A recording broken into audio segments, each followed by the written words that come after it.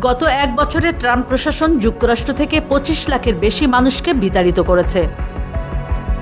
DHS জানিয়েছে অন্তত ৬,৫,০০০ মানুষকে নিজ দেশে ফেরত পাঠানো হয়েছে। এছাড়া প্রায় আরও ১৯ লাখ মানুষ স্বেচ্ছায় দেশ ছেড়েছে। এই সময় প্রায় ১৬ লাখ মানুষ তাদের বৈধ অভিবাসন স্ট্যাটাস হারিয়েছে।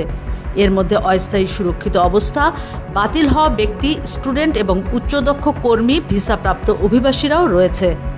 আইস অন্তত ৬৬,৮৮৬ জনকে আটক করেছে।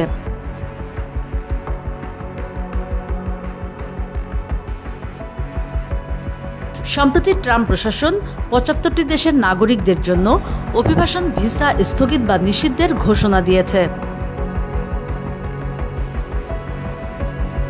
ট্রাম্পের দ্বিতীয় মেয়াদে প্রথম বার্ষিকীতে যুক্তরাষ্ট্র জুড়ে ব্যাপক বিক্ষোভ হয়েছে। দেশের বিভিন্ন শহর ও বিশ্ববিদ্যালয় ক্যাম্পাসে হাজার হাজার মানুষ প্রশাসনের কঠোর অভিবাসন নীতির বিরুদ্ধে পথে নেমেছে।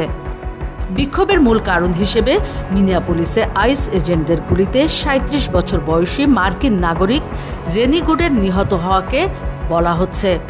এই ঘটনার প্রতিবাদে মিনিয়াপোলিসে হাজার হাজার মানুষ রাস্তায় নামেন, যা দ্রুত দেশ জুড়ে ছড়িয়ে পড়ে। এই আন্দোলনে বামপন্থী সংগঠন, শ্রমিক ইউনিয়ন এবং তৃণমূল পর্যায়ের সংগঠনগুলো সক্রিয় ভূমিকা পালন করেছে।